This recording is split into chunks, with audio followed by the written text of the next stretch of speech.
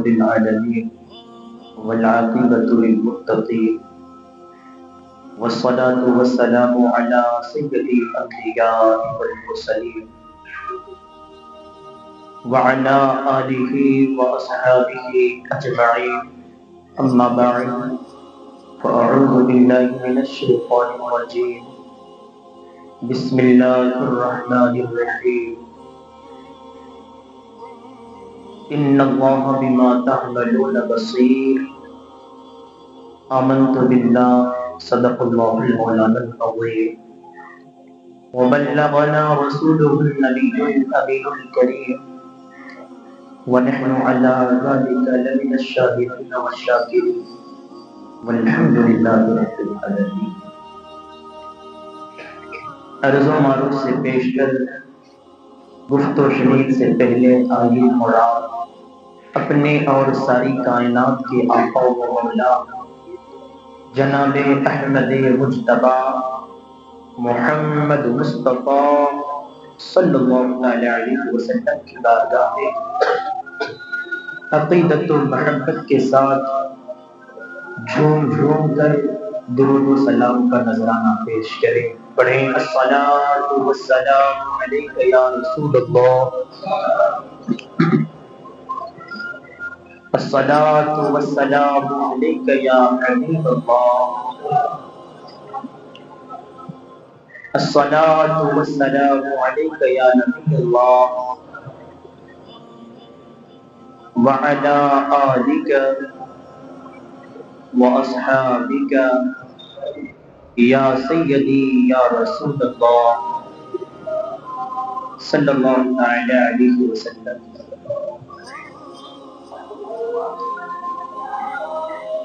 عزیزان ملت اسلامیہ، ابھی میں نے خطبہ مسنونہ کے بعد جس آیت مقدسہ کی تلاوت کرنے کا شرف حاصل کیا ہے، اللہ پاک قرآن مقدس میں ارشاد فرماتا ہے ان اللہ بما تعملون بصیر، کہ بے شک اللہ دیکھ رہا ہے تمہارے کاموں کو۔ ہم جو کچھ کرتے ہیں ہمارے ہر عمل سے وہ باخبر ہے، اسے معلوم ہے۔ عزیزان ملت اسلامیہ، آج کے زمانے میں ہمارے لیے یہ موبائل فون ایک بہت بڑا امتحان ہے، ایک بہت بڑی آزمائش ہے۔ یہ انٹرنیٹ ہمارے لیے ایک بہت بڑا امتحان ہے۔ ہماری تنہائیاں ہمارے لیے امتحان ہے۔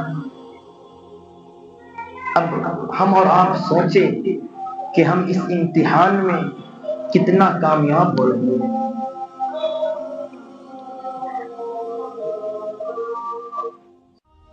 اس امتحان میں ہم کتنا کامیاب ہیں۔ دنیا والے دیکھے یا نہ دیکھے، لیکن اس موبائل کے استعمال کو میرا رب دیکھ رہا ہے، اسے پتا ہے، اسے معلوم ہے۔ ایک صحابی رسول حبشی صحابی آقا دو عالم صلی اللہ تعالی علیہ وسلم کی بارگاہ میں آئے اور عرض کرنے لگے یا رسول اللہ صلی اللہ تعالی علیہ وسلم، اگر میں گناہوں سے توبہ کر لوں تو کیا اللہ تعالیٰ مجھے معاف فرما دے گا؟ کیا اللہ مجھے بخش دے گا؟ آقا دو عالم صلی اللہ تعالی علیہ وسلم نے ارشاد فرمایا ہاں، وہ یقیناً بخش دے گا، وہ غفور الرحیم ہے، وہ معاف فرما دے گا اگر کوئی بندہ صدق دل سے، سچے دل سے اس کی بارگاہ میں توبہ کر لیتا ہے، وہ اسے معاف فرما دیتا ہے۔ پھر وہ عرض کرتا ہے یا رسول اللہ صلی اللہ علیہ وسلم، اچھا یہ بتائیں کہ جب میں گناہ کرتا تھا تو کیا اللہ تعالیٰ مجھے گناہ کرتے ہوئے دیکھتا تھا؟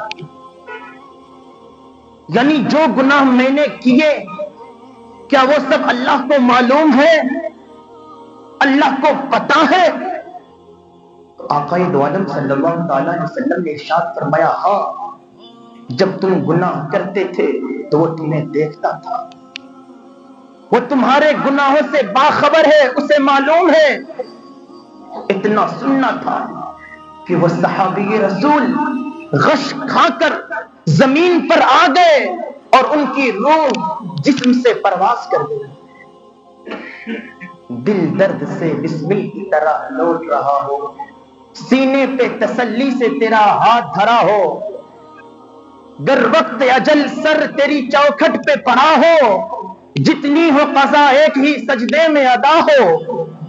کتنی اچھی موت تھی اس صحابی رسول کی کہ خوف خدا میں موت آئی انہیں۔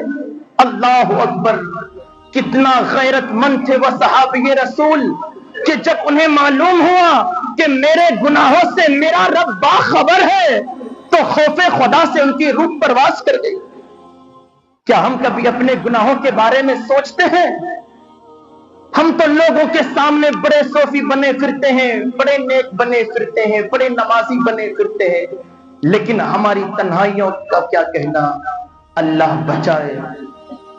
قیامت کے دن آقا دو عالم صلی اللہ تعالی علیہ وسلم نے ارشاد فرمایا، قیامت کے دن ان بندوں کو جو لوگوں کے سامنے میں نیکی کرتے ہوں گے، نیک بنتے ہوں گے، پرہیزگار بنتے ہوں گے اور تنہائیوں میں گناہ کرتے ہوں گے، اللہ تعالیٰ ان بندوں کے متعلق فرمائے گا اسے جنت کی طرف لے جاؤ۔ جب اسے جنت کی طرف لے جایا جائے گا، جب وہ جنت کے قریب پہنچے گا، جنت کا نظارہ اپنی آنکھوں سے کر لے گا، جنت کی نعمتوں کو دیکھ لے گا، اور جب یہ سوچے گا کہ جنت تو ہمارے لیے ہے، جب یہ سوچ رہا ہوگا کہ یہ جنت کی نعمتیں ہمارے لیے ہیں، تو مولا ارشاد فرمائے گا اسے لے جاؤ جنت کی طرف سے، جنت کے قریب سے لے جاؤ اسے، یہ جنت کے مستحق نہیں ہے۔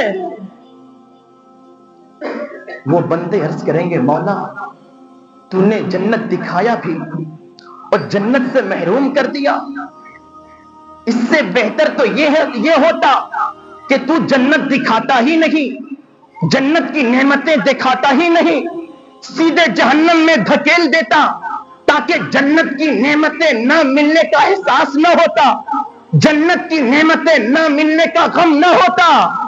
تو اللہ ارشاد فرمائے گا یہ تمہارے ان گناہوں کی سزا ہے جو تم بندوں کو دھوکہ دیا کرتے تھے۔ یعنی بندوں کے سامنے میں تو نیک بنا پھرتے تھے، پرہیزگار بنا پھرتے تھے، نیکی کرتے تھے، لیکن جیسے ہی تنہائی میں پہنچتے تھے تو تنہائیوں میں گناہوں کے دلدل میں پھنس جایا کرتے تھے۔ تمہیں لوگوں سے عزت چاہیے تھی لیکن تم مجھ سے عزت طلب نہیں کرتے تھے، تم لوگوں سے تو ڈرتے تھے لیکن مجھ سے نہیں ڈرتے تھے، اس لیے تمہارا ٹھکانہ جہنم ہے۔ اللہ اکبر۔ ہم اپنے بارے میں سوچیں کہ کیا ہماری خلوتیں پاک ہیں، کیا ہماری تنہائیاں پاک ہے؟ میرے ملت کے نوجوانوں، رمضان المبارک قریب ہے، توبہ کر لو، آج موقع ہے، اسے غنیمت سمجھو، اس زندگی کو غنیمت جانو، اللہ کی بارگاہ میں صدق دل سے توبہ کر لو، وہ بڑا غفور الرحیم ہے، وہ بڑا کریم ہے۔ اگر کوئی 60 سال اور 80 سال کا بڈھا بھی اس کی بارگاہ میں آ کر توبہ کرے کہ مولا میں بھول گیا تھا، مجھ سے غلطی ہو گئی، مجھے معاف فرما دے، یقیناً وہ اسے معاف فرما دے گا۔ اور اگر کوئی جوان توبہ کرے تو کیا کہنا، جوانی کی عبادت اللہ کو بڑا پسند ہے، جوانی کی عبادت اللہ کو بڑا پیارا ہے۔ جوانوں، آج یہ موبائل، یہ انٹرنیٹ، یہ ہمارے لیے ایک بہت بڑا امتحان ہے، بہت بڑی آزمائش ہے۔ سارے آپ سمجھدار ہیں، میں کیا کہنا چاہتا ہوں، کوئی ضروری نہیں کہ ساری باتیں آپ کو لفظوں میں بتائی جائیں، بیان کیا جائے، نہیں، آپ سمجھدار ہیں، سمجھ سکتے ہیں۔ اپنی جوانی کی حفاظت کرو، اپنی زندگی کی حفاظت کرو. یہ جوانی ایک ہی مرتبہ ملتی ہے. یہ جوانی چلی جائے گی پھر دوبارہ واپس نہیں آئے گی. آپ یہ داڑھیوں کو، داڑھی کے بالوں کو بلیک کر سکتے ہیں، بالوں کو بلیک کر سکتے ہیں، لیکن یاد رکھیں جوان نہیں بن سکتے. جوان دکھ تو سکتے ہیں لیکن جوان بن نہیں سکتے. اس لیے آج آپ کے پاس موقع ہے اسے غنیمت جانے، اللہ کی بارگاہ میں صدق دل سے توبہ کر لیں. حضرت فاروق اعظم رضی اللہ تعالیٰ عنہ کے زمانے میں ایک جوان، قرآن والا جوان صالح، پانچوں وقت کی نماز پابندی سے پڑھتا تھا. جب بھی وہ نماز پڑھنے آتا تو راستے میں ادھر ادھر نہیں دیکھتا، نیک تھا. سنت مصطفیٰ اور حکم خدا کے مطابق وہ راستے سے گزرتا، گھر سے سیدھے مسجد اور مسجد سے سیدھے گھر. اس کا روزانہ کا یہی معمول تھا. اور راستے میں وہیں پر ایک خاتون کا مکان تھا. وہ خوبصورت لڑکی روزانہ اس کی طرف دیکھتی کہ کبھی تو یہ دیکھ لے، کبھی تو یہ دیکھ لے. لیکن یاد رکھیں جس کی نظروں میں، نگاہوں میں جمال مصطفیٰ بس جائے پھر اس کی نظروں میں کوئی اور جچتا ہی نہیں. اب میری نگاہوں میں جچتا نہیں کوئی، اب میری نگاہوں میں جچتا نہیں کوئی، جیسے میرے آقا ہیں ویسا نہیں کوئی. صحابی رسول نے جمال مصطفیٰ کو دیکھا تھا، اس نوجوان نے جمال مصطفیٰ کو دیکھا تھا. وہ کہاں دیکھتے کسی اور کی طرف، وہ آتا جاتا کبھی پلٹ کر بھی اس کی طرف نہیں دیکھتا. وقت گزرتا گیا. اس لڑکی نے جو اس کے گھر کی بڑی عورت تھی ان سے کہا کہ ملنے کی کوئی ترکیب بیٹھاؤ. اس نے کہا کوئی بات نہیں، آج ہی ہم ملنے کی ترکیب بیٹھاتے ہیں. اب یہ جوان عشاء کی نماز پڑھنے کے بعد، عشاء کی نماز کے بعد جب گھر کی طرف واپس گیا تو وہ بوڑھی عورت دروازے پہ کھڑی ہو گئی کوئی گٹھری لے کر کہ میں بوڑھی عورت ہوں، اسے اٹھا نہیں پاتی، ایسا کرو اسے اٹھا کر میرے گھر میں پہنچا دو، کمرے میں پہنچا دو، اللہ تمہیں اس کا اجر عطا فرمائے گا. وہ نیک تھا، جوان تھا، جوان صالح تھا. اٹھایا، گھر کی طرف چلا اور جب گھر میں پہنچا دروازہ بند کر دیا. دیکھا وہاں ایک حسین و جمیل خوبصورت لڑکی. گناہوں کی طرف بلایا لیکن وہ جوان قرآن والا تھا. وہ جوان عام جوان نہ تھا، وہ قرآن والا جوان تھا. اس سے اللہ کی یاد آ گئی. خوف خدا کی وجہ سے اس نے گناہ چھوڑ دیا اور بے ہوش ہو کر زمین پر آ گیا، بے ہوش ہو گیا. اس نے سوچا کہ شاید یہ انتقال کر گیا ہے، ختم ہو گیا ہے. دونوں عورتیں مل کر اسے اٹھا کر گھر سے باہر جہاں گندگی وغیرہ پھینکی جاتی ہے وہاں جا کر اٹھا کر پھینک دیا. اب بوڑھا باپ گھر پہ انتظار کر رہا ہے کہ میرا بیٹا اب تک نہیں آیا. وہ تو روزانہ عشاء کی نماز پڑھتا اور نماز پڑھتے ہی فوراً گھر چلا آتا. کیا بات ہوئی کہ ابھی تک میرا لال واپس نہیں آیا؟ کیا ہو گیا؟ آخر کیا وجہ ہو سکتی ہے؟ میرے ملت کے جوانوں، آج تم دیر رات تک چوراہوں پہ کھڑے رہتے ہو، راستوں میں، گلیوں میں، محلوں میں ڈولتے رہتے ہو، دکانوں پہ گناہوں میں، برائیوں میں، چغل خوری کرنے میں، غیبت میں مبتلا رہتے ہو. گھر میں تمہارے والدین پریشان رہتے ہیں، کبھی جا کر ان سے ملو تو صحیح، ان کے پاس بیٹھو تو صحیح، ان سے بات کر کے دیکھو تو صحیح. اس کے والد پریشان. آخر رات ہو گئی. جب گھر سے باہر نکلا تلاش کے لیے تو کیا دیکھتا ہے کہ اس کا جوان بیٹا وہی گندگی کے ڈھیر پہ پڑا ہوا ہے. قریب گیا، پانی چہرے پہ چھڑکا، ہوش آیا اور پوچھا بتاؤ میرے لال آخر تم یہاں کیسے پہنچے، کیسے بے ہوش زمین پہ پڑے ہو؟ اس جوان نے پورا واقعہ بتایا. اس وقت تو خوف خدا کی وجہ سے صرف بے ہوش ہوا تھا اور جب بتاتے بتاتے یہ پہنچا کہ اس نے گناہوں کی طرف بلایا تو خوف خدا کی وجہ سے مجھے قرآن پاک کی یہ آیت یاد آئی. قرآن پاک کی یہ آیت یاد آنے کے بعد اب تو ایسا بے ہوش ہوا کہ ہمیشہ کے لیے بے ہوش ہو گیا. ان کی روح قفس عنصری سے پرواز کر گئی. وہ جوان انتقال کر گیا بے ہوش. زمین پر آتے ہی بے ہوش ہوا اور انتقال کر گیا۔ والد صاحب نے رات کی تاریکی میں کفنا دیا، دفنا دیا، سب کچھ کر دیا۔ صبح فجر کی نماز میں آیا نہیں، ظہر میں آیا نہیں، عصر میں آیا نہیں، مغرب میں آیا نہیں، عشاء میں آیا نہیں۔ حضرت فاروق اعظم جو نمازیوں کا خیال رکھتے تھے، آج بھی ائمہ حضرات اگر جو پابندی کے ساتھ نماز پڑھتے ہیں وہ ایک آدھ وقت میں نہ آئے، ایک دو دن نہ آئے، تو وہ پوچھنے لگتے ہیں کہ بھائی کیا ہوا کہ فلاں شخص پابندی کے ساتھ نماز پڑھتا تھا، کئی دنوں سے وہ دکھ نہیں رہا ہے، کوئی بیمار تو نہیں ہے؟ لوگوں نے بتایا حضور اس جوان کا انتقال ہو گیا ہے۔ بڑا افسوس ہوا۔ حضرت فاروق اعظم گئے اس کے گھر، اس کے والد کو تعزیت کی اور پوچھا کہ جوان تھا، ٹھیک ٹھاک تھا، اچانک کیسے انتقال ہو گیا؟ تو ان کے والد نے بتایا کہ حضور ایسا ایسا معاملہ پیش آیا، ان کا جو انتقال ہوا وہ خوف خدا کی وجہ سے ہوا۔ حضرت فاروق اعظم نے فرمایا اچھا ایسا ہے تو مجھے ان کی قبر پہ لے چلو۔ اب حضرت فاروق اعظم ان کی قبر پر گئے اور قبر پہ جانے کے بعد ارشاد فرمایا اے نوجوان، اللہ قرآن میں ارشاد فرماتا ہے وَلِمَنْ خَافَ مَقَامَ رَبِّهِ جَنَّتَانِ، کہ جو انسان اپنے رب کے سامنے کھڑے ہونے سے ڈر جائے، اپنے رب کے سامنے کھڑے ہونے سے ڈر جائے اور ڈر کر گناہ چھوڑ دے، اس کے لیے دو جنتیں ہیں۔ اس کے لیے دو جنتیں ہیں۔ بتا تیرے ساتھ اللہ نے کیا معاملہ کیا؟ تو وہ جوان کہتا ہے کہ یا امیر المؤمنین، اللہ تعالیٰ مجھے دو جنتوں سے نواز چکا ہے، اللہ نے مجھے دو جنتیں عطا فرما دی۔ یہ ہے خوف خدا کی برکت۔ تو میرے ملت کے جوانوں، آخری بات کہہ کر اپنی گفتگو ختم کرتا ہوں۔ حجر اسود کو جانتے ہیں آپ؟ حجر اسود کیا ہے؟ جو حجاج کرام جو حج کے لیے گئے ہوں گے، عمرہ کے لیے گئے ہوں گے، وہ بھی جانتے ہیں اور آپ بھی جانتے ہیں۔ حجر اسود ایک پتھر ہے۔ حدیث پاک میں آتا ہے کہ جب حجر اسود جنت سے آیا تھا تو بالکل دودھ سے زیادہ سفید تھا۔ حجر اسود دودھ سے زیادہ سفید تھا۔ فرماتے ہیں کہ وہ حجر اسود جنت سے آتے وقت دودھ سے زیادہ سفید تھا، لیکن آدم کے بیٹے کے گناہوں نے اسے سیاہ کر دیا۔ حجر اسود پتھر ہے، پتھر۔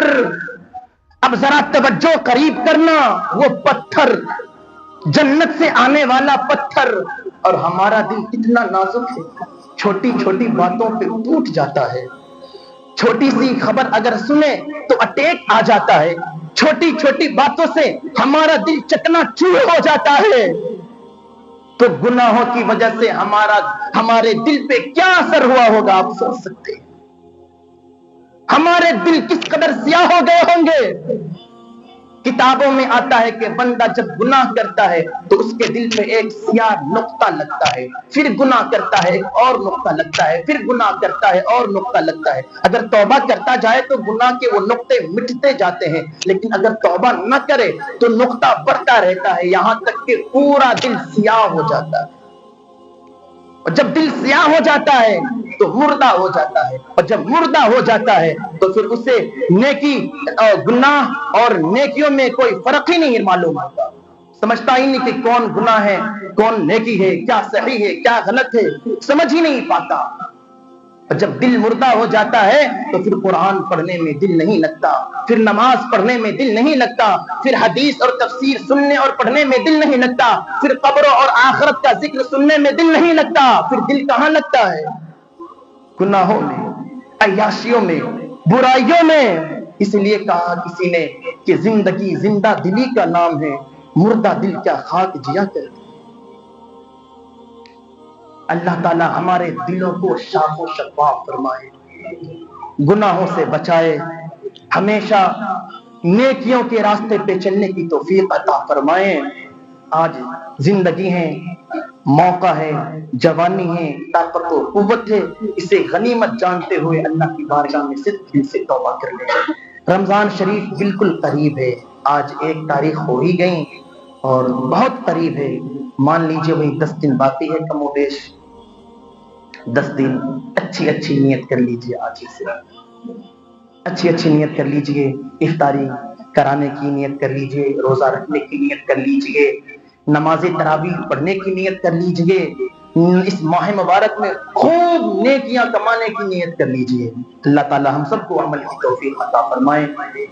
میں اللہ رب العالمین کی بارگاہ میں توبہ کرتا ہوں کہ میرے بولنے میں، میرے بھائیوں سے سننے میں جو بھی لغزشیں خطائیں وہ اللہ معاف فرمائے، اور جو کچھ کہا پہلے اس پر مجھے عمل کی توفیق عطا فرمائے، بعد میں میرے بھائیوں کو عمل کی توفیق عطا فرمائے۔